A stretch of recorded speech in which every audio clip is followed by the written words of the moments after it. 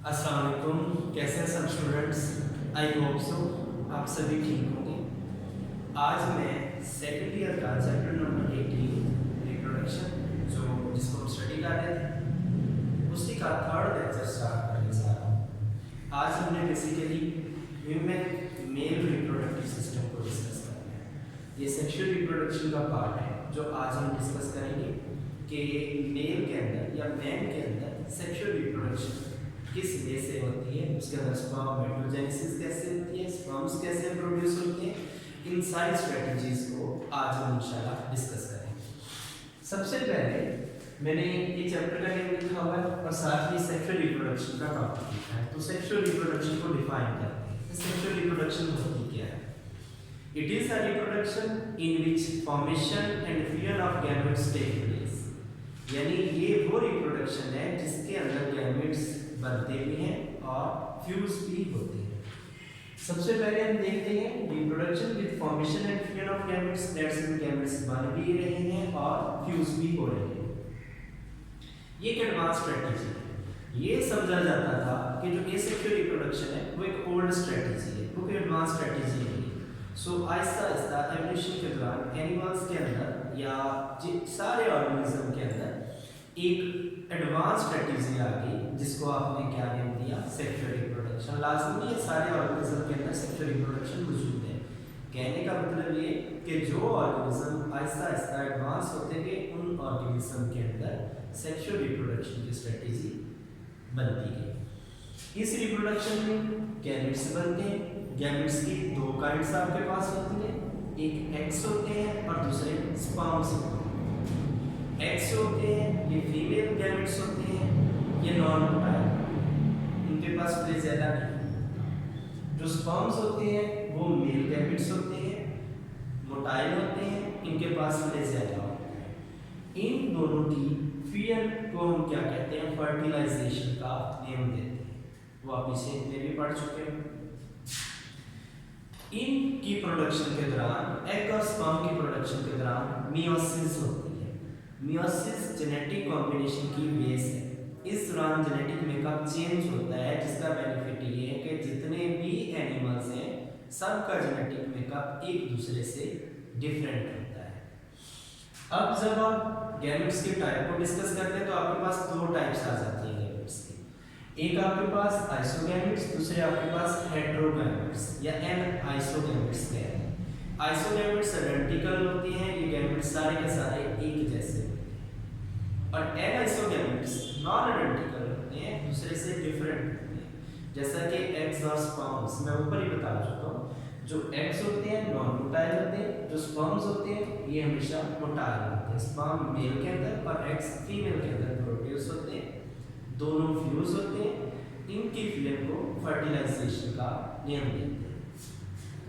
Reproduction in man आज हमने discuss करना है। मेन टॉपिक है हमारे पास रिप्रोडक्शन इन मैन यानी ह्यूमन रिप्रोडक्टिव सिस्टम को, मेल के रिप्रोडक्टिव सिस्टम को आज हम डिस्कस करेंगे ह्यूमन के अंदर। मेल रिप्रोडक्टिव सिस्टम, मेल के पास एक्सटर्नल जेनिटेलिया होती है जिसमें टेस्टिस और पेनिस आ जाता है। टेस्टिस का पेयर मौजूद होता है, एक पेनिस मौजूद होता है जो स्पर्म को फीमेल ट्रैक्ट के अंदर डिलीवर करने में हेल्प करता है। सबसे पहले देखते हैं टेस्टिस को। ह्यूमन के अंदर टेस्टिस का एक पेयर मौजूद है। ये एक सैक के अंदर प्रोड्यूस होते हैं टेस्टिस। उस सैक को हम कहते हैं स्क्रोटम। स्क्रोटम वो पाउच है, वो सैक है जिसके अंदर टेस्टिस मौजूद होते हैं, एक पेयर मौजूद है। फिर अब टेस्टिस के पास एक कॉम्प्लेक्स डक्ट सिस्टम है। उस डक्ट सिस्टम को आप क्या कहते हैं? सेमिफेरस ट्यूब्यूल का नियम कहते हैं। वो आगे आपके पास आ जाएगा कि सेमिफेरस ट्यूब्यूल्स का बेसिकली काम क्या होता है।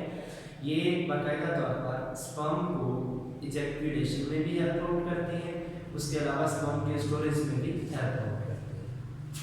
स्पर्मेटोजेनेसिस, स्पर्मेटोजेनेसिस का बेसिक मीन होता है production of sperm in the testis. Sperm की प्रोडक्शन को स्पर्मेटोजेनेसिस कहते हैं। सबसे पहले जो सेल्स बनते हैं मेल के पास उसे हम स्पर्मेटोगोनिया का नाम देते हैं। ये कब प्रोड्यूस होते हैं?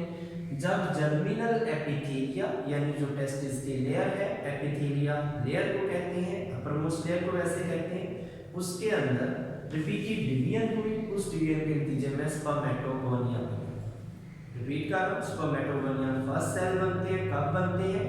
जब मेल के अंदर, मेल के टेस्टिस के अंदर रिपीटेड डिवीजन हुई, उसके नतीजे में फर्स्ट सेल बने, जिसे आपने क्या नाम दिया? स्पर्मेटोगोनिया का नाम दिया।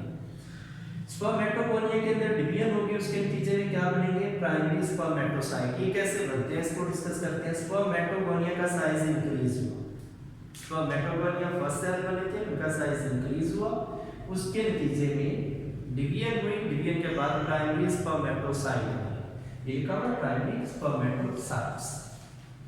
प्राइमरी स्पर्मेटोसाइट से आपके पास बनने हैं सेकेंडरी स्पर्मेटोसाइट, जिन्हें स्पर्मेटिड्स भी कहा जाता है। स्पर्मेटिड्स कब बनते हैं? स्पर्मेटिड्स बेसिकली मियोसिस से बनते हैं। स्पर्मेटिड्स मियोटिक डिवीजन से बनते हैं। प्राइमरी स्पर्मेटोसाइट के अंदर क्या हो? Meiotic division. उस मियोटिक डिवीजन के नतीजे में आपके पास क्या बन गए? सेकेंडरी स्पर्मेटोसाइट, जिन्हें आप स्पर्मेटिड का भी नाम देते हैं। Spermatid then will change into sperms. कब चेंज होंगे? जब स्पर्मेटिड के पास फ्लैजेला बन जाएगा।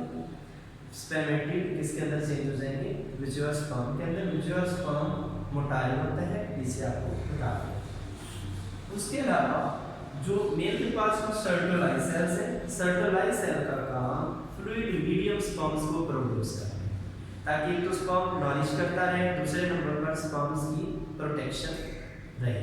इस मकसद के लिए उसके पास क्या होते हैं? सर्टोलाइज सेल्स होते हैं। फिर डिस्कस करते हैं स्पर्म डक्ट को। ये मेल की मेन डक्ट होती है। इस डक्ट का काम क्या है? It is used to the sperm are transferred into the sperm duct. इसका एक और नेम लिखा हुआ vas deferens. Vas deferens sperm duct है जो मेल के पास होती है। स्पर्म प्रोडक्शन के बाद किसके अंदर आ जाते हैं? वेज डेफरेंस के अंदर आ सकते हैं। फिर इसके पास एक हाईली कन्विलेटेड टिब्यूल है। उस हाईली कन्विलेटेड टिब्यूल को मुड़ी हुई है, कन्विलेटेड है, उसके अंदर कन्विलेशन मौजूद है। उस कन्वोल्यूटेड टिब्यूल को आप क्या नाम देते हैं? वेज डेफरेंस का नाम देते हैं।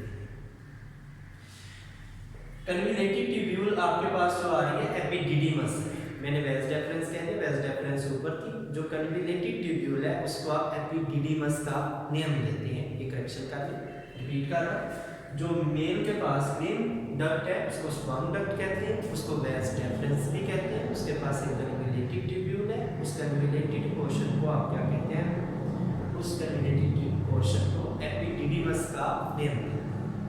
फिर आगे हमारे पास ट्रांसफर ऑफ स्पर्म, कि मेल के स्पर्म को ट्रांसफर कैसे करना है। मेल के अंदर स्पर्म को ट्रांसफर करने के लिए पेनिस मौजूद होता है, जो फीमेल यूरिनोजेनिटल ट्रैक्ट के अंदर स्पर्म्स को ट्रांसफर करता है। फिर एक हार्मोन है टेस्टोस्टेरोन, जो मेल सेक्स हार्मोन, मेल का जो सेक्स हार्मोन है उसको टेस्टोस्टेरोन कहते हैं। उसका क्रिएट कैसे होता है उस बात को डिस्कस करते हैं। जो इंटरस्टिशियल सेल है सेमिनिफेरस ट्यूब्यूल के, उन सेल्स में बाकायदा तौर पर जो मेल की सेमिनिफेरस ट्यूब्यूल है, उन ट्यूब्यूल के पास कुछ सेल्स होते हैं जिन्हें आप इंटरस्टिशियल सेल कहते हैं। उन सेल में मेल सेक्स हार्मोन खारिज करना है, जिसका नाम क्या है? टेस्टोस्टेरोन। टेस्टोस्टेरोन स्पर्म के सक्सेसफुल प्रोडक्शन के लिए लाजमी चाहिए। दैट्स मीन स्पर्म को फ्लैजेलेटेड स्पर्म में चेंज करना है, मोटिलिटी करवानी है, नॉरिशमेंट करवानी है। अब उसको रिप्रोडक्टिव स्ट्रेटजी में लेकर आना है, तो उसके लिए टेस्टोस्टेरोन एसेंशियल है। टेस्टोस्टेरोन के बगैर रिप्रोडक्शन नहीं होगी, ज़ाइगोट फॉर्मेशन नहीं होगी। फिर ये प्रोड्यूस कब होता है testosterone? At the level of puberty, जिसकी एज मेल में और होती है और फीमेल के अंदर प्यूबर्टी की एज चेंज होती है। ये तो था हमारे पास मेल रिप्रोडक्टिव पार्ट, जिसका ये डायग्राम बनेंगे आपके सामने। आपके पास जो डिप्लॉयड सेकेंडरी स्पर्मेटोसाइट बनते हैं, इनके अंदर आगे डिवीजन हो रही है। ये हर एक डिवीजन आपको शो हुई हुई है, मियोटिक डिवीजन। उसके नतीजे में आपके पास 1 and 4 हैप्लॉइड, जिसे आप 1 and का मतलब होता है हैप्लॉइड, स्पर्मेटिड बनते हैं। स्पर्मेटिड से स्पर्म बनेंगे, स्पर्म के पास फ्लैजेला और ये मोटाइल स्पर्म्स के अंदर चेंज हो जाएंगे। ये तो था आज का हमारा topic male reproductive part. I hope so कि आपको समझ आई होगी। सेक्सुअल रिप्रोडक्शन के अंदर हमने मेल और फीमेल रिप्रोडक्टिव पार्ट को डिस्कस कर लें। आज मैंने जस्ट मेल को पढ़ाया है, फीमेल का मैकेनिज्म भी ऑलमोस्ट ये वाली जो उसके अंदर ओवोनिया बनती है, प्राइमरी oocyte मिलेगा। यहाँ पर हम डिस्कस कर रहे हैं प्राइमरी स्पर्मेटोसाइट, वहाँ पर डिस्कस करेंगे प्राइमरी oocyte। वो इंशाल्लाह नेक्स्ट लेक्चर के अंदर डिस्कस करेंगे। बाकी कोई भी क्वेश्चन हो तो आप मुझसे पूछ सकते हैं। अल्लाह हाफिज़।